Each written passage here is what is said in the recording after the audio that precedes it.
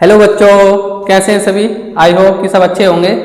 तो आज की इस वीडियो में देखेंगे बच्चों, जो श्रेणी क्रम समांतर क्रम संयोजन हमने किया था संधारित्र का, कुछ ऐसे क्वेश्चंस है ना। इस क्वेश्चंस को देखेंगे, बच्चे इसमें बड़ा कंफ्यूज होते हैं। तो चलिए स्टार्ट करते हैं।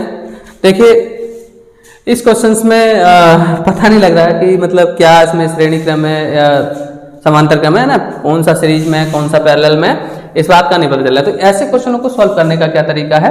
देखिए क्वेश्चनों को सॉल्व करने का तरीका तो यही होता है कि हम पहले उसके अक्रॉस क्या करें, उसके सिरों के अक्रॉस एक बैटरी अप्लाइड करें, तभी तो हम उसको सॉल्व कर सकते हैं। लेकिन अब इसमें हमें पहले पता तो चले करंट कहाँ से कहाँ जाएगा, यहाँ लगाएंगे इधर उधर जाएगा, इसको पहले सॉल्व करना पड़ेगा, सर्किट को थोड़ा सॉल्व करना पड़ेगा, उसके बाद हम बैटरी अप्लाई करेंगे, तब जाके सॉल्व होगा ये क्वेश्चन। तो देखिए चलिए करते हैं स्टार्ट। इसमें हम देखो हमें इसमें फाइंड क्या करना है, फाइंड करना भाई पी व क्यू के बीच तुल्य धारिता, पी व क्यू के बीच तुल्य धारिता निकालनी है हमने इसमें। समझ में आ गया ये।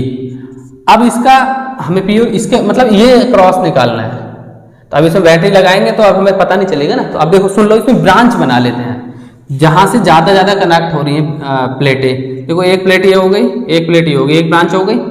हमें फिर दूसरी देखो, एक ये हो गया, एक ये हो गया, एक ये, तीन हो गई, तो एक ब्रांच ये हो गई, एक ये हो गया, एक ये हो गया, एक ये हो गया, तीन, एक ही ब्रांच हो गई।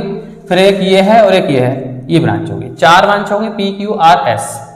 तो अब इसको लिखने का हमें फाइंड किस किस के बीच में करना है, उसको थोड़ा ऐसे हर बार हर एक क्वेश्चन में आप ऐसे ही कर सकते हैं। पी और क्यू को इधर उधर करेंगे, और आर और एस को चाहे ऊपर लिखें या नीचे, उससे कोई फर्क नहीं पड़ने वाला। इसमें ऐसा है ना कि ये जो पी और क्यू मैंने ऐसे कराया क्योंकि मैं बैटरी इस टाइप से लगा दूंगा यहाँ पर, इसलिए मैंने अब यहाँ मैं पी क्यू को करता तो मुझे बैटरी इधर कुछ अप्लाइड करना पड़ता है या उधर करना पड़ता। तो मैंने अपने सोल्यूशन के लिए, अपने इजी के लिए, मुझे इजी रहा, मैंने इसलिए ऐसा किया है ना। बाद में इसको यूज करूंगा। अभी मैं देखो मैंने जो ये लिखे, जो ब्रांच लिखी थी उसमें मैंने इनको लिखा। अब इसको देखे पी और एस के बीच में देखो कौन सा संधारित्र लगा है, पी ये है, एस ये है, पी और एस के बीच में C1 लगा है। तो मैं इसको कुछ इस टाइप से कर दूंगा और इसका नेम लिख दूंगा C1, ठीक है। उसके बाद में पी और एस देखो, पी ये है, एस पी ये है, और हो सॉरी गलती हो गई क्या गलती हो गई, ये पी और आर के बीच में ये है, ये एस था, गलती हो गई। तो इसका मतलब ये C2 है, देखो C2 है ना। तो पी और एस के बीच में ये है ना एस, ये एस है, तो ये है आर, C1। तो इसको थोड़ा इधर से इस टाइप से करते हैं, ये है C1। समझ में आ गया, ये एस, पी एस हो गया, पी आर हो गया, आर क्यू देखो, आर ये है, क्यू ये है, बीच में ऐसा आ रहा है ना, इसलिए आर क्यू में C3 है। तो इसको मैं इस टाइप से कर सकता हूं, ठीक है, ये लो, और यहाँ पे इसका नाम रख दिया C3, ये C3 है ना, ठीक है, गुड। उसके बाद में एस और क्यू देखो, एस ये है, क्यू ये है, इसके बीच में C4 है, आप इसको इस टाइप से मिला दीजिए, ये हो गया। ये कौन सा है, C4। उसके बाद में पी क्यू है क्या, पी ये है, क्यू ये है, कोई नहीं है। उसके बाद में आर एस है क्या, आर ये है, और ऐसा ये है ना C5 है, इसको कर दो C5। समझ में आया, C5, ओहो ये लो, ठीक है। इस क्वेश्चन में ये गिवन था कि भाई C1 equal C2 equal C3 equal C4 है, बाकी सब अलग अलग है।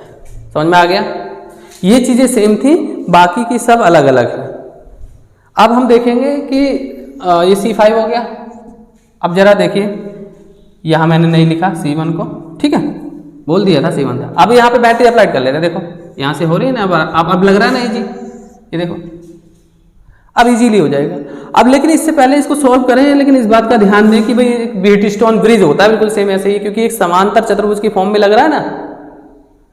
अगर इन दोनों के रेशियो इन दोनों के इक्वल हो, इन दोनों का अनुपात यानी C2 और C1 का अनुपात C3/C4 के इक्वल हो, तो ये बीच वाला जो संधारित्र है वो यूजलेस रहेगा, इसमें कोई करंट ही फ्लो नहीं होगा, कोई चार्ज ही नहीं जाएगा इसमें। तो देख लेते हैं C2/C1 निकालो पहले। तो ब्रिटिशस्टोन ब्रिज को अगर फॉलो कर रहा है, ब्रिटिशस्टोन सेतु को, तो हम इसको हटा देते हैं। फिर C2/C1 निकालेंगे। C2 और C1 क्या है, सबके सब बराबर है, ऐसा मान लेते हैं, 1 माइक्रोफैरड है। समझ में आ गया। और C5 क्या है आपका, 2 माइक्रोफैरड है, ठीक है। अब यहाँ से देखेंगे 1/1 बराबर 1/1 आया, 1 ही आ गया। फिर हमने देखा C3/C4, C3/C4 जब हमने निकाला तो 1/1 ये भी बनाया।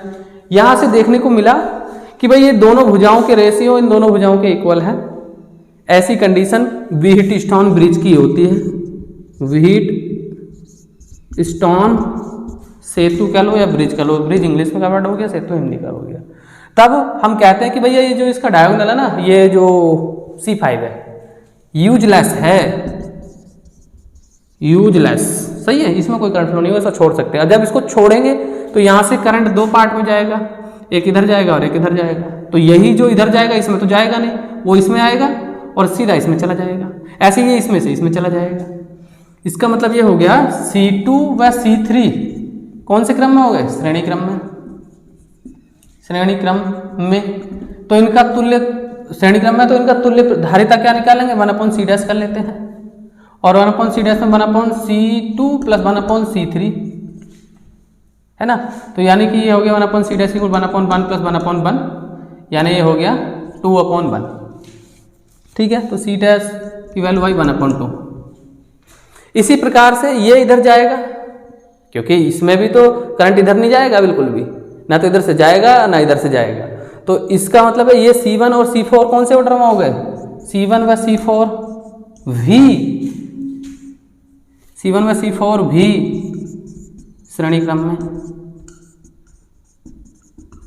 तो इनके तुल्य धारिता को भी C" से कर देते हैं इस बार। तो इसका कर देते हैं 1/c', इसका भी सेम आएगा क्योंकि वैल्यू तो C1 और C4 की सेम है ना, तो निकलना सेम है। तो C" इक्वल क्या आएगा? 1/2, 1/2 आ गया ना। अब जरा ध्यान दीजिए, जब ये जुड़ा तो ये बन गया, और जब ये जुड़ा तो ये बन गया। इसको C' बोलेंगे, इसको C" बोलेंगे नीचे वाले को। ठीक है, ये इस टाइप से। अब बताइए कौन से ऑर्डर में हो गए? समांतर क्रम में हो गए ना, है C' व C" समांतर क्रम में। तो इनकी तुल्य धारिता को क्या करेंगे? C से करेंगे, C' प्लस C', इसकी 1/2 प्लस इसकी 1/2, तो कुल मिला के क्या आई? 1 माइक्रोफैरड।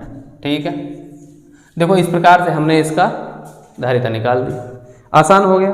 और अगर हम पहले ही त्रिकोणम लगाते रहते तो पता नहीं क्या होता है, इसमें समझ में नहीं आ पाता है इस टाइप से।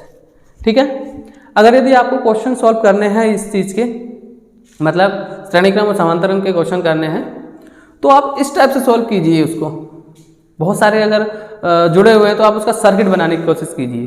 पहले तो बैटरी अप्लाइड करके देख ही लेते हैं, लेकिन उसमें भी अगर ब्रांच दी गई है तो उसको देखिए और उस टाइप से इसका डायग्राम बनाइए, और फिर देखिए कि ऐसे फॉलो कर रहा है। नहीं भी फॉलो कर रहा तो फिर दूसरे मेथड से अप्लाई करते हैं, तब जाकर सॉल्व होता है। ठीक है, आज के लिए इतना ही।